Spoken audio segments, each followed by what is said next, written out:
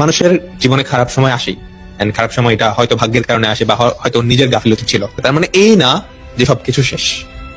তোমার সামনের 2টা বছর, সামনের 1টা বছর বা 3টা বছর হয়তো খারাপ যাবে। ওই খারাপ সময়টায় তুমি যদি স্ট্রং হয়ে থাকতে পারো, হ্যাঁ, এন্ড একটা কামব্যাক দিতে পারো, এটাই তো অ্যাকচুয়ালি মানে আসল মানুষের পরিচয়। যতই খারাপ হোক, তোমার মাইন্ডসেট এটা থাকা উচিত যে নেক্সট যে খারাপ সময়টা আসবে ওটা আমি কি বোল্ড ভাবে ফেস করবো।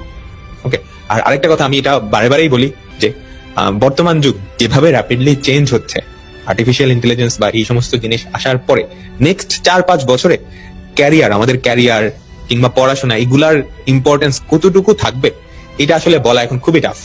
হ্যাঁ, ইনফ্যাক্ট আমি নিজেই, ধরো আমি তো এখন তোমাদেরকে পড়াচ্ছি, আমরা পড়াচ্ছি, ইনফ্যাক্ট এরকম হতে পারে যে আজ থেকে 5-6 বছর পর আমাদের আর পড়ানো লাগতেছে না, একটা তোমার এআই টিউটর আছে, একটা পার্সোনাল এআই টিউটর রাকিব ভাই আছে, যাকে তুমি যে কোনো সময় কোয়েশ্চেন করলে ওই অ্যান্সারটা দিয়ে যাচ্ছে, তাই না?